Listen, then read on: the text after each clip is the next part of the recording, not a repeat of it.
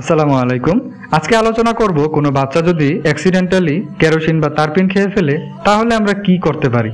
আগে জেনে নেওয়া যাক কোনো বাচ্চা কেরোসিন খেয়েছে কিনা সেটা বুঝবো কিভাবে। কিছু সিমটম দেখে খুব সহজেই বিষয়টা আমরা আইডেন্টিফাই করতে পারি।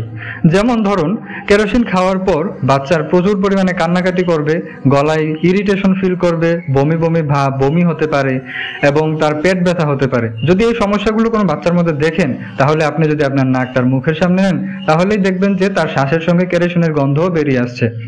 এমনকি যে সে যেখানে বমি করছে সেই বমির মধ্যেও কেরোসিনের গন্ধ ফিল করতে পারবেন। যদি কোনো বাচ্চার মধ্যে এই লক্ষণগুলো দেখতে পান তাহলে সময়ক্ষেপণ না করে অবশ্যই তাকে নিকটস্থ সরকারি হাসপাতালে নিয়ে যান, অথবা বেসরকারি হাসপাতালে নিলেও যে সকল হসপিটালগুলোতে ইমার্জেন্সি ডিপার্টমেন্ট খুবই সমৃদ্ধ সেখানে নিয়ে যাওয়ার চেষ্টা করুন। আর এখন আসা যাক যে এই সমস্যাটা আমরা কিভাবে প্রিভেন্ট করতে পারি, কিভাবে প্রতিরোধ করতে পারি। খুবই সহজ, তিনটা কাজ আমরা করতে পারি। প্রথমত, বাচ্চারা সফট ড্রিঙ্কসের প্রতি অ্যাডিক্টেড হয়ে থাকে, আমরা অবশ্যই সফট ড্রিঙ্কসের বোতলে কেরোসিন রাখবো না। দ্বিতীয়ত, বাচ্চার নাগালের বাহিরে এটা সংরক্ষণ করব।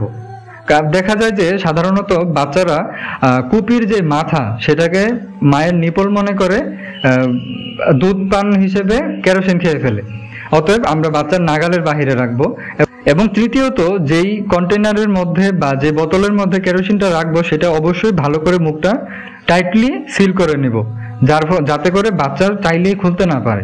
এই সকল বিষয়গুলো যদি আমরা লক্ষ্য রাখি তাহলে খুব সহজেই কোনো বাচ্চা যদি কেরোসিন খেয়েও ফেলে ভুলক্রমে আমরা ম্যানেজমেন্ট করতে পারবো ইনশাল্লাহ। আসসালামু আলাইকুম ওয়া রাহমাতুল্লাহ।